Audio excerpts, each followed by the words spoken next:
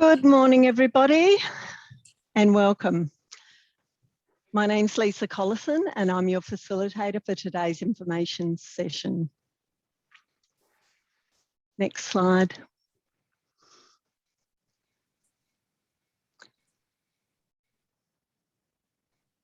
So I'd like to start by acknowledging the traditional owners of country throughout Australia and their continuing connection to land, sea and community. I'd like to pay our respects to them, their cultures and their elders past, present and emerging. So, next slide.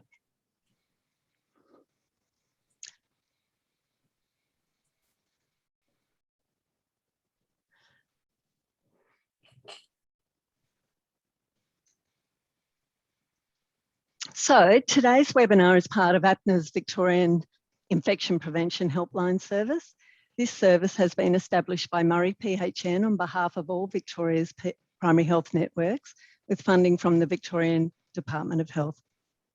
So who's on the team for this webinar today? We've got Lisa Sinkins and Sarah Drew. They're both experienced registered nurses and part of the APNA Infection Prevention Helpline team. The APNA team work with the support of 3 experienced IPC subject matter experts. And one of them, Megan Riley from Hands On Infection Control, is with us here today. She's a registered nurse with more than 30 years of experience working in this specialist area, and her full bio will be provided within the presentation slides later. So just some basic information before we get underway. This session is being recorded and a copy of the recording and presentation slides will be emailed out to you all within the next day or so. This will also include the reference and resource list and full bios for all of the speakers. There is time allocated at the end of the presentation today to answer any questions that you have. Just pop them into the chat, and any questions not answered in today's session will be taken on notice and followed up by the team post-webinar.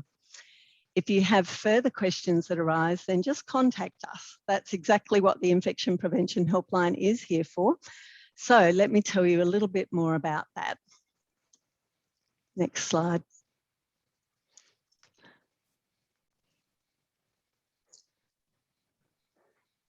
So, as I promised, what is the service about? This Victorian Helpline is basically for any staff member, clinical or non-clinical, in general practices, community pharmacies and Aboriginal community controlled health organisations to contact us about anything relating to infection prevention and control. So that doesn't just include COVID, even though that is a huge focus at the moment, and in fact is the very reason we're here today. It's available free for primary healthcare services wishing to review or upgrade their infection control practices, or simply ask us a question. You can do this either by phoning or completing a web form. The details are up on the screen, but remember this information will all be popped into the chat and sent to you after today's session as well. So let's get started with the reason you all got out of bed and you're sitting in front of your screens this morning. Early in the day, I know. And let me now throw over to you, Sarah and Lisa. Good morning, everyone. Thank you, Lisa. I'm sorry, there seems to be a bit of a delay when I hit next slide between when the Zoom is responding and when it appears. So hopefully that will lessen as we go through this morning. So welcome, everyone, and thank you for joining us so early this morning. You'll see on your screen is really the few things that we want to cover today. And I must admit, in us preparing this webinar, we realised what a massive topic this is. So we're going to do our best to give it justice and give you some pointers as to things that you can consider as you move forward in the current environment. And as Lisa's already said, we're here to help you. So if this raises anything that we present today to you, raises any questions at all, please make sure that you just reach out to us. So you can see here the 3 things that we really want to cover off for you today is give you some guidelines around continuing your vaccination services during this time of an outbreak. Now, some of the stuff that we'll talk about today, we know that you know, and some of it will just be that reinforcement. But it's been a long time, 18 months in this situation, and I think we're all getting a little bit tired. of the constant changes that keep getting thrown at us. So hopefully we can give you some pointers there. We're then going to go through setting up some of the logistics that you need to make sure that you've got in place to continue those vaccinations and be COVID safe. And we're not just referring to doing your AstraZeneca or your Pfizer COVID vaccines. We're talking about the whole of life immunisation services that are critical in this current situation. We do know from the data that we're seeing being released that people are delaying things like vaccinations, they're delaying their chronic disease appointments.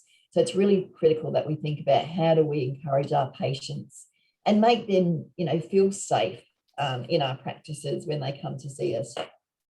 And then we're going to give you some examples or a couple of examples of how some clinics have actually implemented and used some innovative ideas to set up mass clinics as well as their regular immunisations. And as Lisa said, we're going to give you some time then to throw those questions at us. We've already had some come in previously to this morning's webinar. And so we'll try and address all of those. And I'm hoping Megan Riley has had a little bit of trouble connecting. So the team's working on getting her into the chat, and we will have her shortly join us for those questions. So let's move on. So first of all, the Department of Health has set out some quite stringent guidelines for continuing vaccinations during an outbreak. And they have made it very clear that this is an essential and critical service that we need to continue to deliver during this pandemic. A few things that we do need to think about is that, we need to make sure that we can adapt our procedures and our processes to comply with those measures. And taking into account, current risk ratings and what we're being exposed to. So you need to think around what are those guiding principles and how do you include those in your planning and implementation, ensuring that you're following all the current infection prevention and control measures. And we know that, at the moment it's feeling like some of these are changing on a daily basis. We go into lockdown and then things settle down and we come out, and so we have to change. And so, keeping up with, what's current can be challenging in the midst of trying to, do your usual clinical roles. So you'll see in front of you here, there's really three main elements that we talk about, the things that you need to consider. So do you have all the guiding principles, policies and procedures to ensure that you've got a COVID safe infection control practice? Have you considered any additional administrative processes that you need to put in place? So do you need to change the way your practice works? And for example, have, childhood immunisations between 8 and 10 in the morning, and then you might have, your older persons or your adult vaccinations, around lunchtime.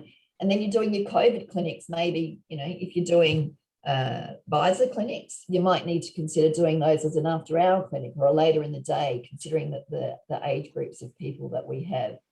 You need to consider the capacity of your practice, because if you've got a waiting room that only holds 5 patients socially distanced, what does that look like? You can't go booking every 5 minutes for a vaccine or for a COVID vaccine. You need to consider your wait time to make sure that you've got patients sitting, are you having, just for a childhood immunisation, the baby and one parent? We know that those 6 weeks vaccines that we often have the tribe come because it's baby's first vaccines. These are things that you need to consider. And then, of course, how are you then communicating that with your patients?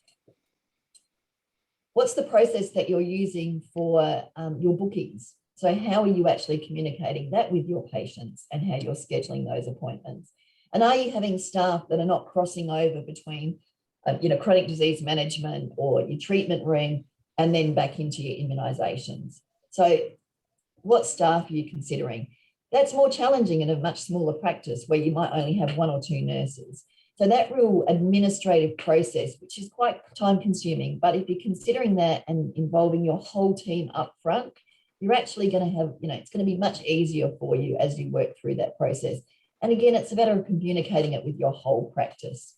The one thing that you don't want is someone going, well, I didn't know that, so I booked this. And I must admit, I've had that in my own practice where, a junior admin staff decided to put one Pfizer vaccine in the midst of all of our AstraZeneca vaccines, or decided to put a 6-week-older was the other one that she did. Now, we believe we'd communicated it, but clearly, we hadn't done a really good job at it. So we sat down as a team and then had that discussion. So a couple of these ones I already mentioned. So when we talk about the practice, what's the best site that you have? So I mentioned already, having dedicated clinic times for your different types of immunisations. But again, have you got the capacity within your practice? And we'll talk about this when we give an example, but to set up an outdoor area that's your waiting area. Have you, if you're a 2-story practice, can you use, one area upstairs, for instance, for vaccines, and you're downstairs for your patients that have to come in that can't be doing telehealth? So have a think about that. Now, this can create challenges. If you're using an outdoor area in your, let's say, in a shopping centre, obviously you're going to have to talk to centre management about that. Similarly, if you're using council ground, then that's something that you might need to reach out. Now, we do know that councils are very conducive at the moment to a lot of our requests, so reach out. Just remember too, you've got your PHNs that can support you in, in linking and considering some of these options. So don't underestimate the team that you've got there to actually support some of these processes being put in place. The other thing that you need to consider, which can work really well, is your environmental measures around your clinic. What's your clinic flow? So do you need to put some arrows on your walls to suggest that this is the way that the patient flow goes? And you can communicate that to your patient when they come in. Have you got patients sitting in cars and your admin staff are ringing them when it's their turn? Do you have them sitting out in an outdoor area out the front of the clinic? They're then called in when it's their turn to go in and be vaccinated. So you're actually reducing the amount of people that are in that enclosed space. What's your screening process? Where possible, we're getting them to fill out all their consent forms, etc. online, but this isn't possible for every clinic. So have a think about that. And what does that look like? And of course, the critical one is, how are you doing those screening, COVID-19 screening questions? What's your process for that? So making sure that, those things are in place. All righty. One thing that we've had a lot of questions on already since we started the helpline is around PPE. In fact, I think it's probably, short of immunisation and cleaning, it's probably the top one, because the information that's out there is not always clear. So we do know when it comes to immunisation services that when you are vaccinating, that standard precautions are sufficient for individuals who do not have suggestive symptoms of COVID-19. However, and this is where the tricky part comes in, you need to be aware of what the COVID status is of your area at the time, because currently Victoria is in what's being called a COVID active status, which means that that PPE should be worn when you are vaccinating. So that is goggles or a mask, a face shield, a surgical mask, which is fine to wear. You don't have to have an N95 or a P2 mask. You do need to be wearing your gowns. You do need to be wearing your gloves. The question that has been the big one to date is, how often do I change? So that's something that we'll talk about shortly. And I'm hoping that Megan will be able to help with that one. Lisa, I just want to check in. Is there any questions to date in regards to anything I've mentioned? No, nothing in the chat so far. I'm just going through. Good stuff. Thank you. So just briefly on the PPE, we do know that with masks, with surgical masks, that you can wear those for 4 hours unless moist or visibly soiled. This pretty much covers all of your PPE except for your gloves, which obviously need to be changed with hand hygiene between every single patient. Also, if you are then going and going for a bathroom break, going for a quick snack, not that a lot of nurses get those breaks, but if you're doing that, you do need to change your PPE. You need to remove it before you go and do either of those things, and then you need to apply new PPE on returning. So just keep those in mind. The other thing that ATAGI has recently released is that we do know that there's an increased risk of community transmission during, obviously, the COVID-19 disease outbreak. And the risk of exposure to potentially infected patients in a medical practice or in an immunisation clinic, because some of you might be working in pharmacy, you might be working in a schools program, for instance, the risk is increased and it cannot be completely controlled in the clinic setting. The benefit of minimising the post-vaccination observation period to reduce risk of exposure may outweigh the small risk of reduced time that you keep that patient in the clinic, excuse me, and the immediate rare post-vaccination adverse events at your clinic. So ATAGI has released a statement stating that where the immunisation clinic, including waiting rooms and treatment rooms, is separate or allows adequate social distancing from others, that's including staff and patients or other patients, that the standard 15-minute observation period should be observed, and that remains the optimal protocol. So when we talk to this, I just need to be very specific. We are talking about other immunisations. We're not talking about your COVID vaccines. Where adequate social distancing at the clinic is not possible, a post-vaccination observation period of at least 5 minutes, which if you think about that time, that's pretty much the time that it takes you to apply your pressure to your injection site, cover your injection site with your cotton wool ball and micropore, for the individual to get redressed, or for the parent to redress the baby, and fill out your documentation. I'm not sure I can get that all done in 5 minutes, but I'd say it's probably a little bit longer. But that may be sufficient if, and you can see there's 6 little boxes here, hopefully they're fairly clear for you, as long as these criteria can be met. So that is that there is no history of severe anaphylactic reactions or immediate post-vaccination reactions, including syncope. Okay, so we're not just talking about anaphylaxis. That the assessment at around 5 minutes after vaccination shows that there's no evidence of any immediate adverse reactions. That a parent or carer, if it's for a child, or another responsible adult is capable of supervising for the first 15 minutes. So that doesn't include an adult, okay? So there needs to be someone with them. They can't just wander off and sit in their car and, just disappear.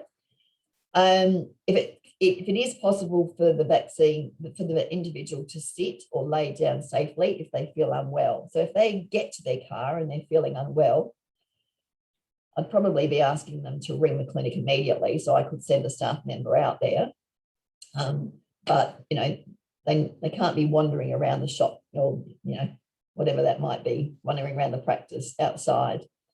If the individual they're not allowed to drive or operate, which we're aware of for the first 15 minutes post-vaccination, and that the individual is aware when and how to seek post-vaccination advice, should they need access and any assistance to emergency services. So it's a lot of criteria to consider. And of course, that's, if you're going to use this assessment, if this is the last, resort for you because you really don't have capacity, then my suggestion would be that you need to, if it's not possible to adhere to all of this, then you'd need to really reduce the number of people that you're seeing in your clinic. Just remembering too, that there's been a lot of discussion around vaccinating in cars.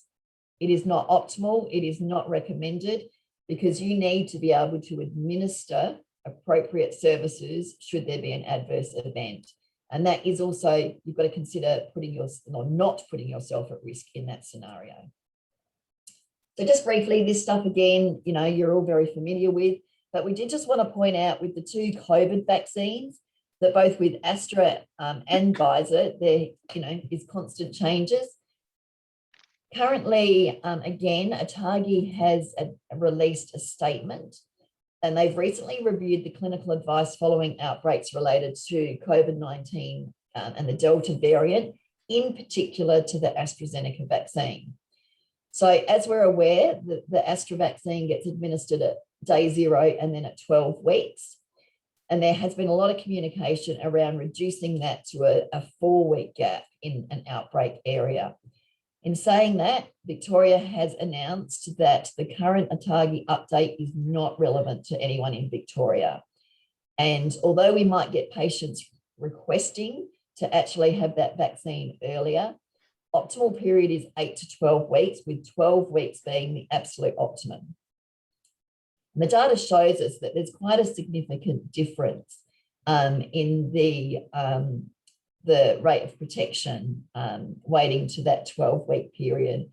So we do know that, you know, the trials initially showed data that was measured at 4 weeks, but in fact, if a dose 2 is given at 4 weeks, we're looking at about a 55% efficacy compared to an 81% when given at 12 weeks.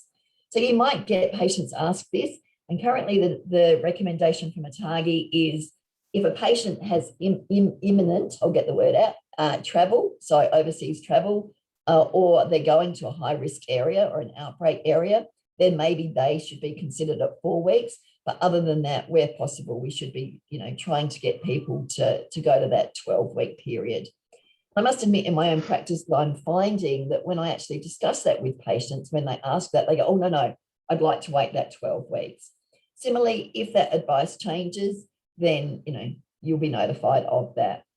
And just again, remembering when we talk about your practice processes, that with the Astra vaccine, we get a 10 dose, sometimes 11 doses out of a vial, but you need to consider that extra draw time for those of you that are doing the Pfizer vaccine or considering Pfizer, simply because there is a lot more prep required with it, and it is only a 6-dose vial. So when you talk about your systems and processes, just consider that in place. Again, once the vaccines are drawn, they can sit in the syringe for up to an hour if they are in an enclosed cupboard, you know, to protect them from the light container, or 6 hours in the fridge. So again, you've got to consider that when you're doing your draws. Just to point out too, VIXIS, hopefully everyone's heard of that, but the Victorian Specialist Immunisation Service is there to support providers to safely administer COVID vaccines.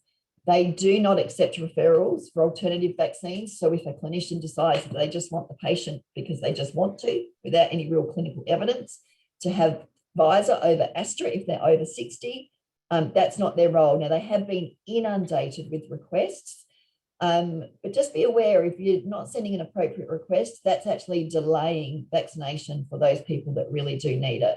They're there to review people who are at high risk of severe adverse events to COVID-19 vaccines, or those who have had an adverse event following a previous COVID-19 vaccine. So we will send some more information out about that in the post webinar slides. I'm going to hand over to Lisa now, who's going to take us through really putting all of this into practice for you.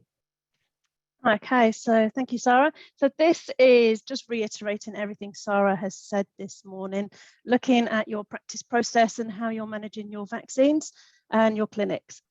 So obviously your entry and exit, how are you managing with your patients coming in and going out? Obviously now we're back into lockdown. We have less people in the waiting area. And again, are they able to go and sit in the car with somebody to be with them? And the only thing that hasn't been looked at is obviously a ventilated space. So we're looking at 6 to 8 air changes per hour to be adequate for a ventilated space. And again, with PPE, that changes again with lockdown. So back into full PPE again. Excellent. Thank you, Lisa. Just remembering too with your ventilated space, again, it's a question that comes up quite frequently at the moment in that people don't know, or practices don't know what that air exchange is. Another thing to consider is, do you have open windows? And can you maintain that 1.5 metres in your practice? So just keep all of those things in mind. And like we've already said, if you've got some challenges with that, please just reach out to us and we're happy to support as you walk through that. In regards to setting up your clinic and some other options, I mean, one of the things that we don't want to have in our practices is, we don't want cards and pieces of paper and what have you being thrown around. So where possible, and you've got the ability to do all of your online bookings and your online consent forms, etc., obviously that's the ultimate to do. But you'll see in front of you here a couple of different examples, and we're happy to share these examples too as a resource. You'll see the little coloured dots in the top. So one of the practices that I've worked with uses these dots. They do all of their online bookings and online consents. And basically what happens is when the patient arrives, they are met by an admin person. That admin person has had significant training in this area. And another clinic I'm aware of uses a nurse to do this. But of course, they've got 6 nurses on site. So they've got a lot more clinical resources than most of us have.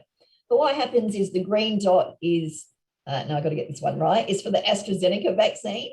And they'll write a number 1 or a number 2 on that dot, and that goes on the patient's hand. The yellow dot is for the Pfizer vaccines, because this clinic is doing both of them. And again, they'll put a 1 or a 2 on their dot. They also have a waiting area that's one side is for the Astra vaccines and one side is for the Pfizer vaccines.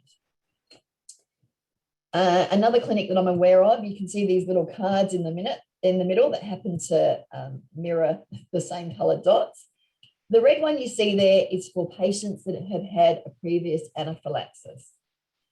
So obviously, as we know, those patients need to wait half an hour post-vaccination. So they get the yellow card, which is actually put onto a sticker. It's printed on the yellow sticker.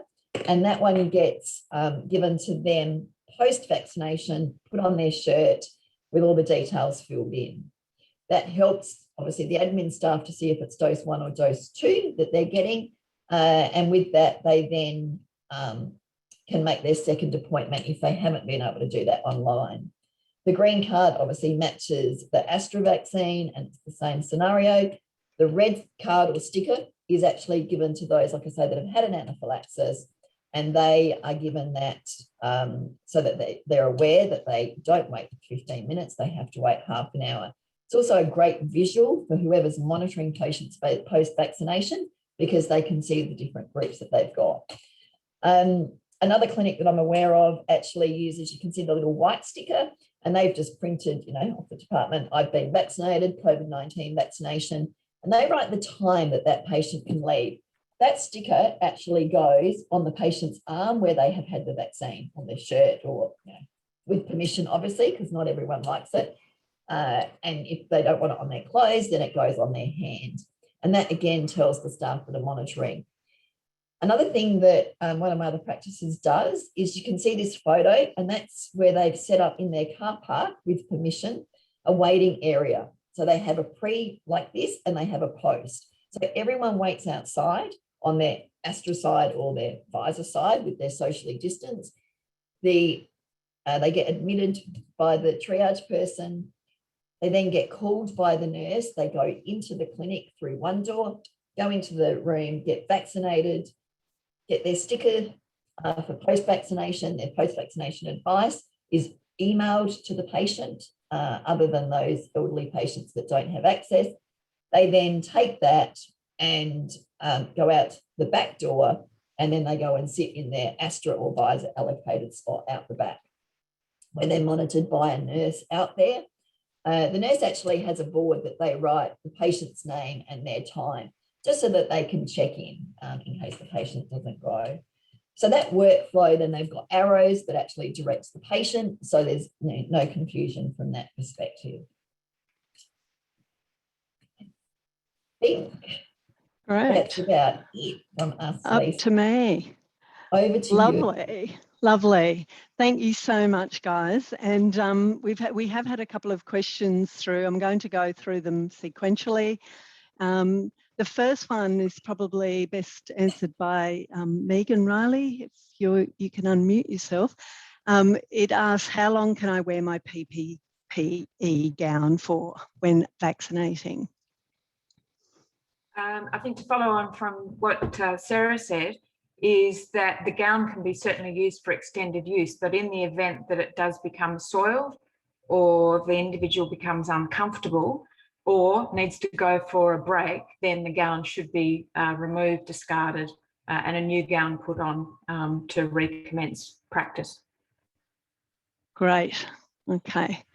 Thanks so much, Megan. Nice to see you. Glad you made it on. Yes. The next one is, it says, our area had an increased number of Tier 1 sites where a patient had visited and also visited our practice. We were not able to get through to DHS. A number of practices in our area were in the same position or are in the same position. Where do we find information about what to do, please? So I think this one might be something that we do offline. We have got a number of links in. We also have a direct line in with the Department of Health, and we can ask, they know that we were doing this webinar today. It was a bit short of notice, so they are ready to answer these questions after the webinar. So I think I might take that one on notice. The next one is a follow-up question to the above. Where a patient has advised a Tier 1 site, does the partner of that patient also isolate? And if they are in need of treatment where they have been seen in the clinic, what can the clinics do about this? Can we require them both to wait in the 14 days to have a negative test returned? I believe this comes into primary and secondary contacts, and a lot of people find this really, myself included, find this a little bit challenging to understand. But if anyone else on the panel wants to have a crack at answering that, I'll leave it with you. I can just give a bit of basic information, and we will get this through to you with the information again. It is on the DHHS website, what is a secondary and primary case, and I haven't read it recently, but I remember having a bit of like a challenge understanding it. But it was, if you are a primary contact, and let's say I was in contact with someone known to have COVID, then I'm required to do my 14 days. But if my husband, let's say I came home and my husband, you know, we kind of like each other, so we might have had a contact. But if he's able, if we had a palatial, you know, house, he might be able to quarantine away from me and do all of those things that they suggest on the website to do. But if not, he would have to probably undertake and wait for my testing to come back. But if he were to leave the home, the family home, then he would be a secondary contact. He wouldn't be required to do the same level as I was doing. So we will provide you with some follow-up information around that. Megan or Sarah or Lisa, did you have anything to add to that? No, I think what you've said has adequately covered that, but just following up with the link would be helpful. Yeah, oh, definitely. Okay. The next one I think was, how are we going for time, guys? 19. Okay. We're just a little over, but I think, Sarah, you covered this. A question did come through the private chat saying, what can I refer to VIXIS? And we are sending out a PDF with the top 10 tips for you. And I think the rest... the only medical practitioners can refer to VIXIS. It's actually, even though you might be having a nurse-led clinic, bearing in mind if you are doing a nurse-led clinic, which is completely okay in the current scenario, you do have to make sure that you have a medical practitioner on site. You cannot do a nurse-led clinic without a GP present. So it is, in the case that you might get a patient that you think is an appropriate referral, they will need to see that GP or that medical practitioner that you're working with for the assessment. But I think, like I said, it literally is for people that have had an anaphylaxis or an significant adverse event following immunisation of a previous COVID vaccine, or has an allergy to a component of either of the vaccines. And so, it really is. So, if they've had a confirmed thrombosis with thrombocytopenia, that is the sort of person that you would be referring. Now, we know even that is a very rare condition. So it is limited numbers, but we do know that there has been anaphylaxis, particularly to the Pfizer vaccine. And so really, I must admit, from my experience, what I'm finding is that if a patient has had an adverse event, that the public health units are following those up really closely, and they're actually notifying practices in the event that that's the case. And I have been told myself to hold off on a dose 2 of Astra, only for one patient in about 3,500 vaccines. But the public health units have communicated that very strongly with us. So, if you're unsure, like I said, we will send out this PDF, which I think is very clear in what the service, what it can offer. Thanks, Sarah. I think we've run out of time for more questions, but we will certainly take everyone on notice and get that information back to you. Just in closing, I'd like to just talk with you about a reminder, I guess, about connecting in with your local PHNs, because it's so important. And they can talk to you and provide a lot of information and further support around COVID vaccinations, setting up clinics. You can connect with us as well, but go to your PHNs. They've got a wealth of information and support for you. Also with telehealth and how it can play an important role in the assessment and management of patients during a time of outbreak. And with us, they encourage you to review the recent changes to the to the MBS telehealth items. They're available on MBS Online. Your PHNs can also guide and help you should you require any assistance with the Health Direct. It was updated, I believe, last night, overnight.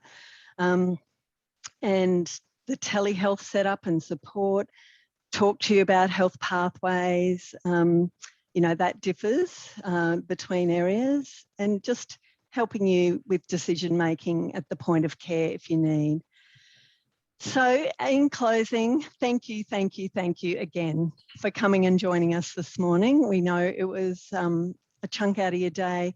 We will follow up with you, and remember to keep in mind that the infection prevention helpline is here. The details are in the next slide, and they will be in your pack that comes through. So have a great day, everyone. Keep doing the good work.